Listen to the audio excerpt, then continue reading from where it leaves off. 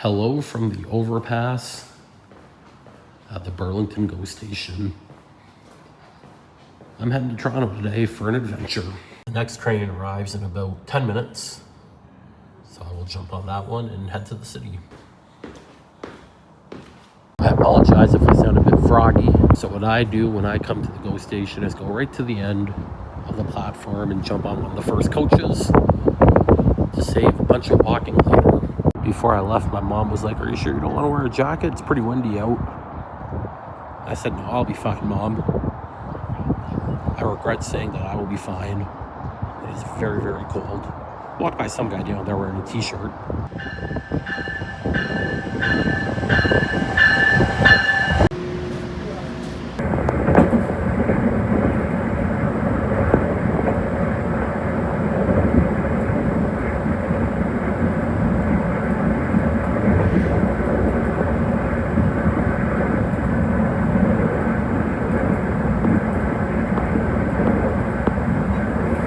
Have arrived in Toronto.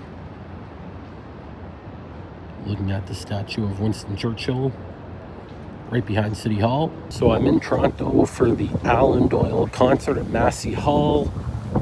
Never been to a show at the Massey Hall before, but I thought I would make a day out of it, spend the night, and do a fun activity during the day before the show. Hopefully you heard all of that. It's pretty windy outside. And again, voice is froggy, feeling under the weather. So just in front of City Hall here, Nathan Phillips Square. The pond is frozen over. Lots of people skating. Starting to melt a little bit, but still good enough for skating. I walk by this area all the time when I go to headquarters. Headquarters is just down the street this way on Bay. By the way, Purple Rain. Very random and slow skating music. Alright, so I'm at like Front and Bay. When I come to Toronto, this is kind of the area I stay in. Or if I'm going to headquarters, that's right down Bay. So I don't really venture too far away from these areas. Tonight I am, just a little bit. Maybe 10 minutes out of the way, going to Massey Hall. But before I do that, like I said, we're going to do a little daytime activity. Something I haven't done in probably about 15-20 years. So, and that activity is the Hockey Hall of Fame, a place full of hockey history, memorabilia, and interactive exhibits, and where the greats call home. Speaking of the greats, right outside, Mr. Hockey, Gordie Howe. They hand out gummy bears when you walk in. This is what they call the Great Canadian Jersey. Every province and territory in Canada is represented, as is the 7 NHL teams. This is what I looked like when I played. So in 2007, Mike Modano scored a goal. And it was goal number 500 of his career, the second American to reach that milestone. And this was the puck. It's a pair of Pat Quinn's shoes when his whistle used while coaching. So this is game-worn socks and jersey that Alex Ovechkin wore just last year when he broke Wayne Gretzky's goal record. You got the pants and the stick that Carey Price used when he became the winningest goalie in Montreal Canadiens franchise history. Sam Reinhart's jersey from the Four Nations Faceoff last year.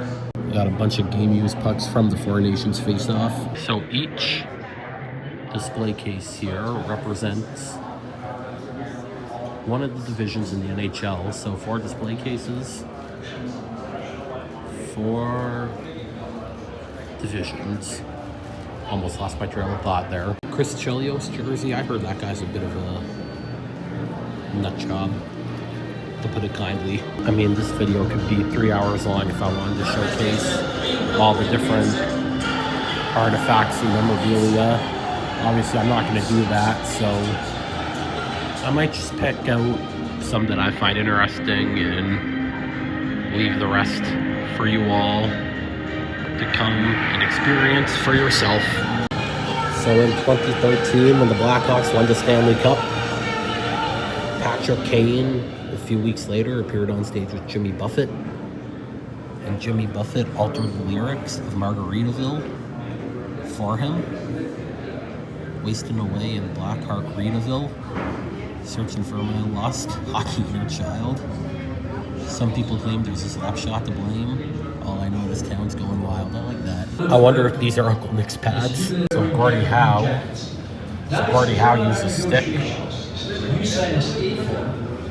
when he scored goal number 544, which at the time tied Maurice Richard for the all-time record. So this is Henrik Lundqvist mask, all representing Team Sweden at the World Cup of Hockey 2016. Patrick Roy's jersey from his 400th career win. After becoming the all-time wins leader for goaltenders, Martin Brodeur cut a piece of the net out and then sent it here to the Hall of Fame.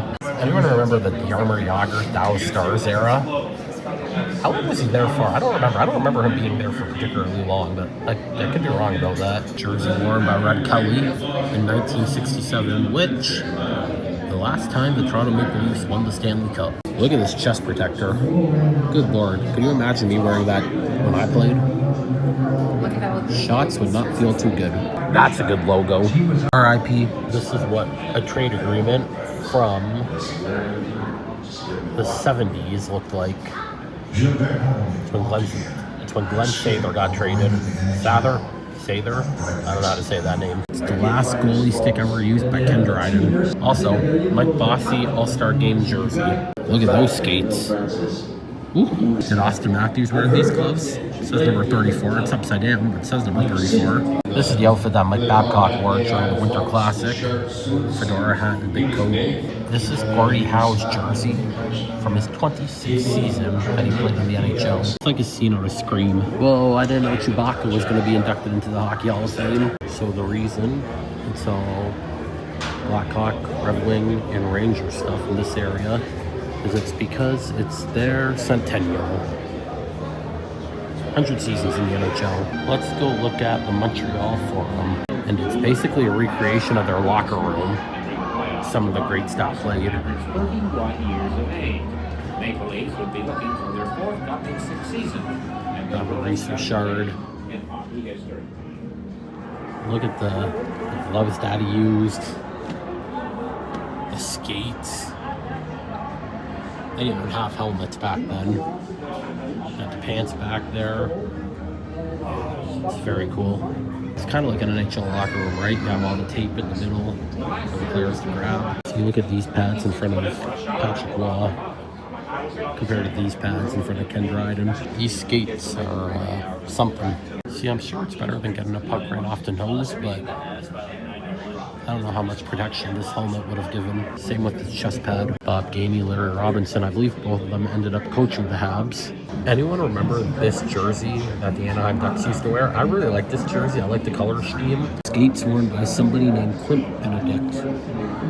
No idea who that is, but they've definitely seen some better days. We got the jersey from Andrei Vasilevsky from when the Lightning won the Stanley Cup in 2020. The glory days for my friend Ethan Robbins. Apparently they used to keep the Stanley Cup here, but they had to move it because people kept trying to hang off it and touch it and all that good stuff. So there is a name on this roster or a person that I actually know, and he's a bit of an idiot, but shout out Frankie P. So Frankie P coaches the Niagara Falls Canucks. They play in the OJHL, but they used to play in the Greater Ontario League. And I volunteer for Welland, so they play, which is 15 minutes away, so they play Niagara Falls all the time. So I got to know Frank quite well. He is a Stanley Cup champion, as I just showed. He's best known for the save, like a big crazy save that he made in the finals. He lets you know that he made that save, and he lets you know he's a Stanley Cup champion.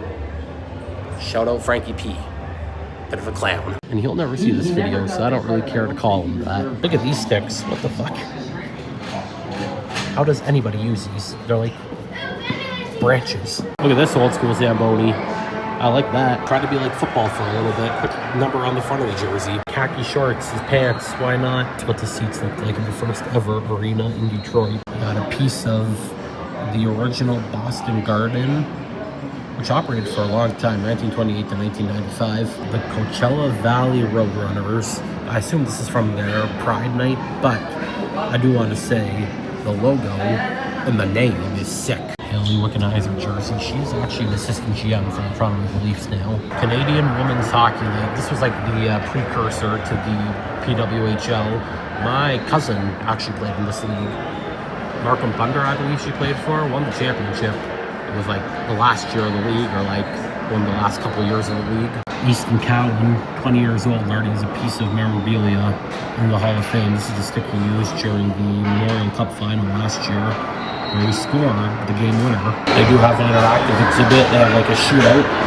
There's kids shooting right now, so I'm not gonna showcase them doing it, but that is one of the interactive exhibits here.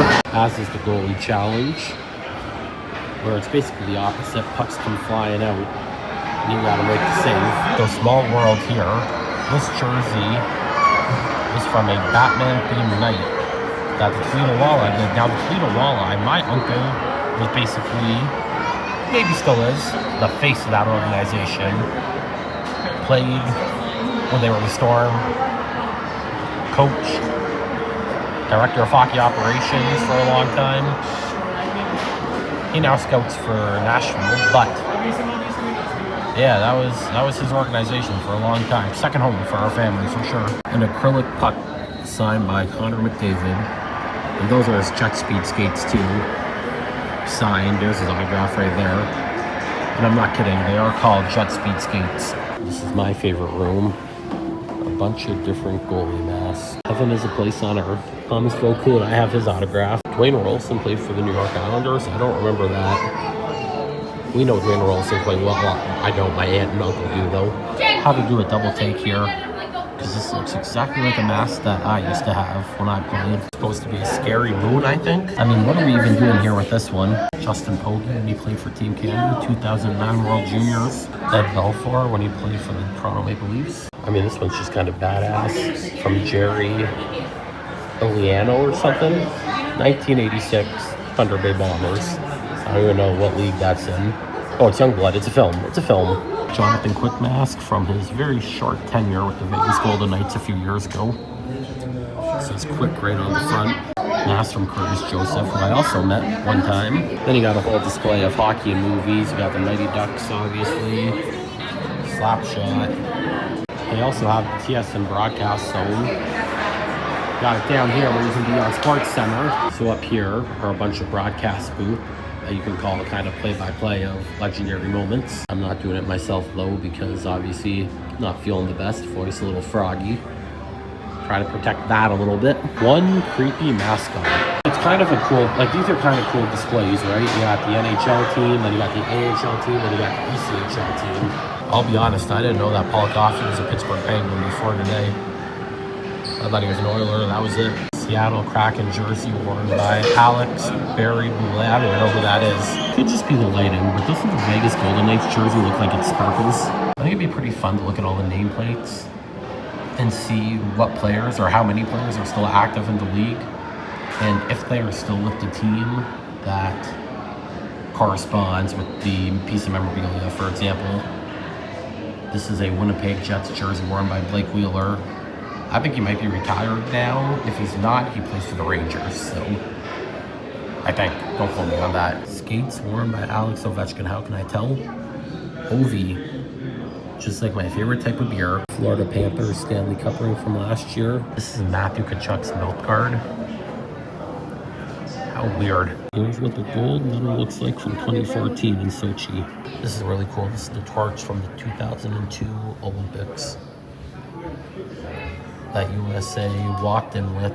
So I like what they do here. Every year, right in this exact spot, they will put the team photo up of the Stanley Cup champions. I remember this being here when I was a kid and came to the Hall of Fame. So it's cool they keep doing that to reflect the current champion. So up top in the Grand Hall, you have all the awards, including the Stanley Cup. You can get a photo with it for $10. And of course, you got all the introductory plaques as well. The Vezina Trophy awarded to best goaltender. Maybe if I was a bit more athletic, I would have won this award. All right, well, that was fun. A lot of fun. And of course, you exit into the gift shop. And just like that, I'm done at the Hall of Fame. Now, right outside the store, right in front of the Tim Hortons, they do have jersey displays of all the Canadian teams. that you can look at for free, but obviously doesn't compare to the actual Hall of Fame. Fun to be back in that attraction. Again, it's probably been about 15, 20 years since I've last been, probably closer to 20. So fun to go in and get to explore. Hopefully not another 20 years before I come back.